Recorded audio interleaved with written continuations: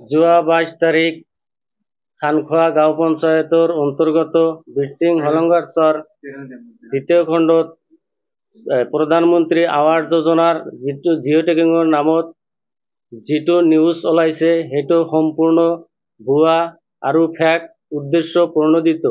ইয়াৰ লগত মই আচলতে জড়িত নহয়। এইটো সম্পূৰ্ণ ভুৱা। উদ্দেশ্য প্ৰণোদিত। আচলতে মই তাত গৈছিলো জিঅ' টেগিঙৰ নামত যিটো ফৰ্ম ফিল আপ কৰিব লাগে।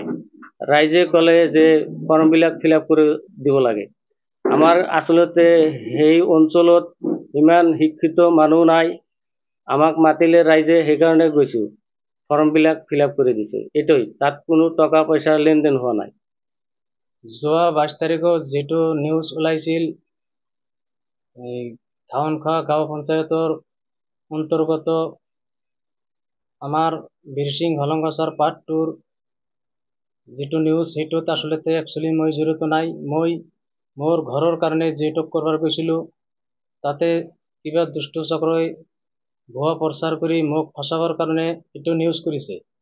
একচুৱেলি এইটোতে মই জড়িত নাই। মানে তাতে কিবা আমাৰ ৰাইজ আছিল, মই তাতে কিবা দুৰ্নীতি কৰি থাকিলে ৰাইজক সুধি জানিব পাৰে।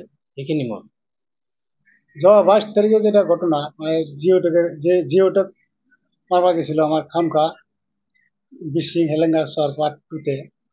মানে এইটা যেটা ভিডিওটা ওলাইছে, এটা একদম ভুয়া ভিডিও। মানে এইটো আমি মানে জিওটেক মারবা গেছিল আমি তাতে। আমার মানে আমি যেখানে দেখছি মানে এইখানে একদম মানে মিশা। মানে এইটো জিওটেকের কারণে তো মানে এটকাও মানে লোৱা নাই তাই। মানে এইটো আমি জানো। মানে একজন গেছিল, মানে তাৰ মানে জিওটেক মাৰবা গেছিল, আৰ একজন মানে তাই মানে ফৰ্ম ফিল আপ কৰবা গেছিল। এইটোৱে আমি জানো।